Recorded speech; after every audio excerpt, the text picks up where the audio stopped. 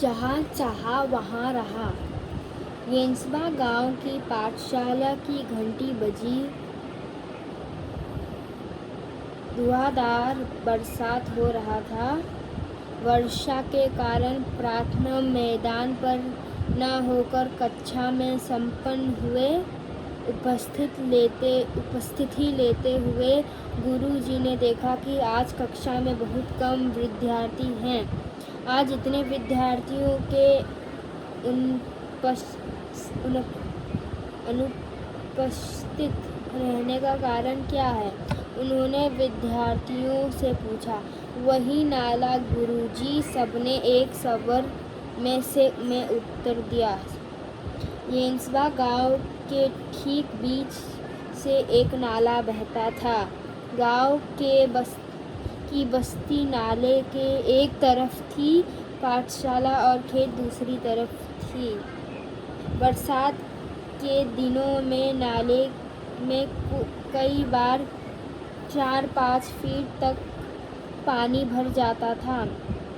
बूढ़े बुजुर्ग तो किसी तरह अपने गाय बैलों के साथ नाला पार कर खेतों में चले आते, किंतु पाठशाला आने के लिए नाला लगना विद्यार्थियों के लिए संभव नहीं है। लाघना।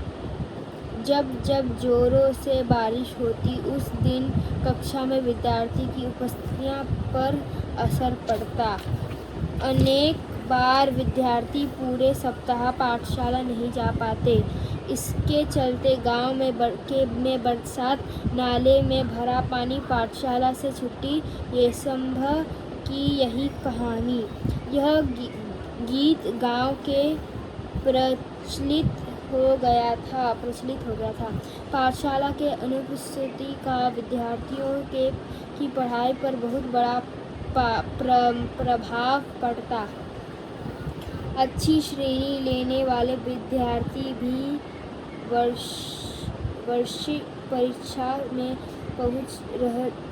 पीछे रह जाते। सब परेशान थे, पर क्या करते? मार्ग असंभव था। असंभव में मूल शब्द संभव होते हैं।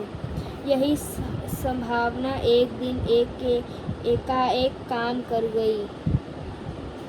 हुआ यह कि उस दिन भारी वर्षा के कारण येंसबा की अधिकांश विद्यार्थी पाठशाला नहीं जा पाए थे। सो दोपहर बाद बरसात थोड़ी रुकने पर चौपाल में बरगद के पेड़ के नीचे चबूतर पर बैठे हुए आपस में बातचीत कर रहे थे। तभी तुषार ने कहा, अरे, इस बरगद के पेड़ में भूत है, यहाँ क्यों बैठे हैं? भूत सब कोरी कल्पना और बकवास है। क्या हम में से किसी ने भूत देखा है? सब केवल मनगढ़ंत बातें हैं। जुई ने कहकर बातचीत आगे बढ़ाई। आज एक और अनुपस्थिति लग गई मेरी। अब तक 14 अनुपस्थितियाँ हो चुकी इस बरसात में।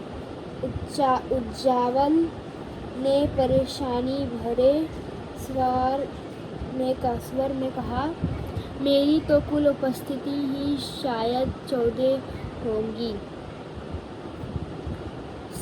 शुभम ने कहा तो सब हंस पड़े।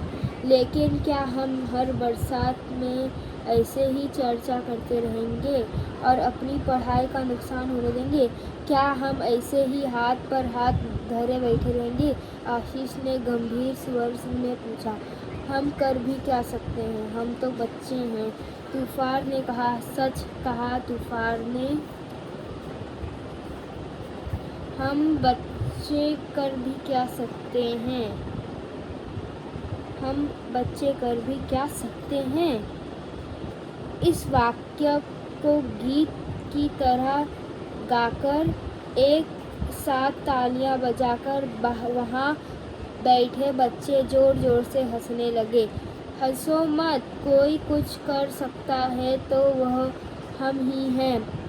आत्मविश्वास भरा यह स्वर दामिनी का था।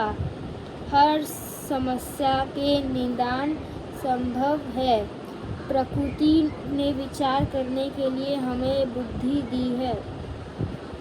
मुझे विश्वास है कि हम सब मिलकर विचार करेंगे तो कोई न कोई रास्ता अवश्य मिलेगा।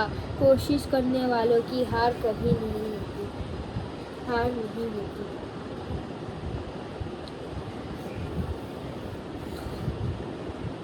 दामिनी की बातों ने बातचीत का माहौल बदल दिया। हर कोई गंभीर होकर समस्या के हल के बारे में सोचने लगा। हल मिल गया, हम बरसात में भी पाठशाला जा सकते हैं। आशीष की आंखों में चमक और स्वर में उत्साह था। कैसे? सबने एक साथ पूछा। हम नाले पर पुल बनाएंगे। पुल?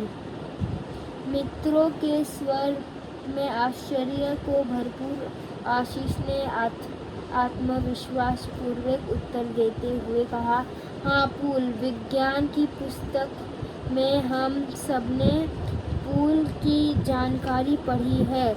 जब कभी शहर गए हैं, बड़े बड़े पुल देखे भी हैं। अंतर्जाल से हम जानकारी भी प्राप्त कर सकते हैं। गांव का नाला बहुत ज़्यादा चौड़ा नहीं है। हमें लगभग 10 फीट का पुल बनाना होगा। पुल बनाने का विचार जंगल की आग की तरह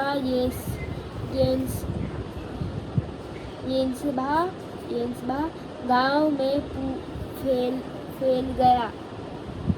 हर व्यक्ति इस विचार और विद्यार्थियों के हौसले की प्रशंसा कर रहा था।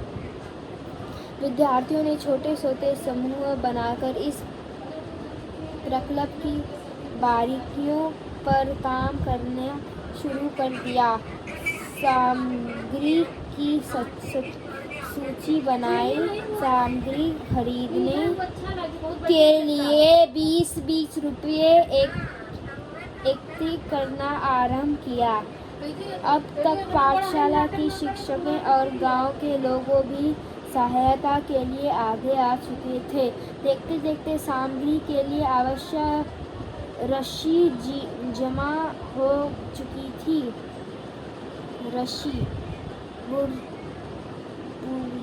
बुर्जुओं का अनुभव, युवाओं की शक्ति, विद्यार्थियों का उत्साह, सब साथ मिलकर काम कर रहे थे। संगठित प्रयासों से काम आकर लेने लगा था।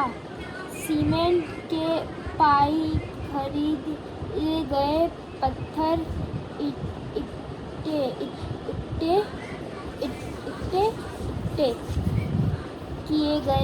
किए गए। ईंटें आई। बंजर जमीन से मिट्टी खोदी गई। गांव के छगन बाबा नामक एक बुजुर्ग ने प्रचुर मात्रा में रेत उपलब्ध करा दी। पुल बनाने के लिए पूरे गांव के हाथ एक साथ मिट्टी का भराव करने लगे। हर दिन स्वप्नपूर्ति की और एक कदम बढ़ाने लगा था गांव। आनंद की वह सुबह भी आ गई। वर्षा की कठिनाई दूर हुई। केवल 15 दिनों में ग्रामीणों और विद्यार्थियों के सामूहिक श्रमदान से पहले पुल बनकर तैयार हो चुका था। पूरे गांव के लिए यह अद्भुत उपलब्धि थी। सभी ने एकता, संगठन और श्रमदान का महत्व भी समझा था। बरसात में इस बार भी नाले में पानी भरा था, पर विद्यार्थी हंसते खेलते पुल से पाठशाला की राह जाने लगे। पुल भी विद्यार्थियों के हौसले का दाद देता, मानो मन ही मन कह रहा था, जहाँ चाहा वहाँ रहा। जुई ने अपने बड़े भाई की सहायता से पुल का उद्घाटन का वृत्तांत बनाया और संगणक की सहायता से शिक्षा निरीक्षक से सामने प्रस्तुत किया। अनुवाद सज्ज भराज।